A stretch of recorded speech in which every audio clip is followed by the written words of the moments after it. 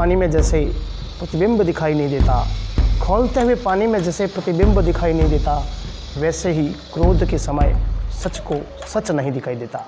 जी हाँ दोस्तों, किसी भी व्यक्ति का क्रोध है वो सबसे बड़ा शत्रु है।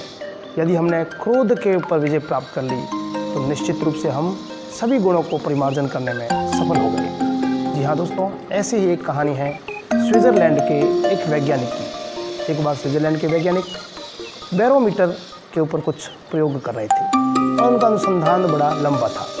उनका प्रतिदिन का काम बैरोमीटर के माध्यम से समय का तापमान, वायु का दाब, इसको इत्यादि को प्राप्त करना और उसको पन्ने के ऊपर लिखना, यह उसके शोध का ही एक विषय था, शोध का ही एक काम था। और यह काम लगातार चलता रहा।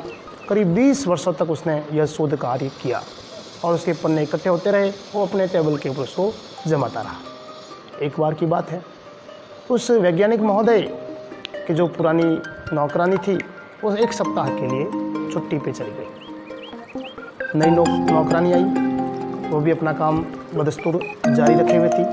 पूरे दिन काम किया। शाम के समय प्रतिदिन के नित्यक्रम के हिसाब से वैज्ञानिक महोदय अपने घर से बाहर भ्रमण के लिए निकलते हैं। अब उसके कमरे की सफाई करने के लिए नौकरानी प्रविष्ट होती है और नौकरानी को कुछ ऐसी चीज़ें वहाँ दिखाई देती है जो अवांछित है, गंदी है, खराब है। तो परिणाम स्वरूप उन सभी गंदी अवांछित चीज़ों को वो लेकर के जला डालती है।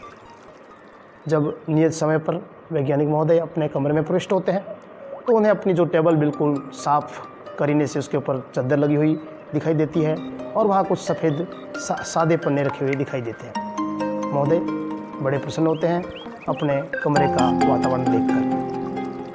लेकिन उन्हें याद आता है कि भाई मेरे पुराने वाले जो कागजात थे, पुराने वाले शोध पत्र थे, वो कहाँ गए। तो तुरंत नौकरानी को बुलाते हैं और उन्हें पूछते हैं कि मैंने यहाँ काफ़ी मात्रा में पन्ने रखे हुए थे, कागज़ रखे हुए थे, वो कहाँ हैं। तो नौकरानी का जवाब था, श्रीमान जी वो जो पन्ने थे उसके ऊपर कीट, कूड़े, कचरा इत्यादि उसके ऊपर लगे हुए थे और वैसे उस पर रद्दी भी लगी हुई थी, ख़राब हो चुके थे, इसलिए मैंने उन पन्नों को जला दिया है और उसके स्थान पर मैंने ये नए पन्ने रख दिए हैं। अब एक सज्जन पुरुष के लिए क्या हो सकता है।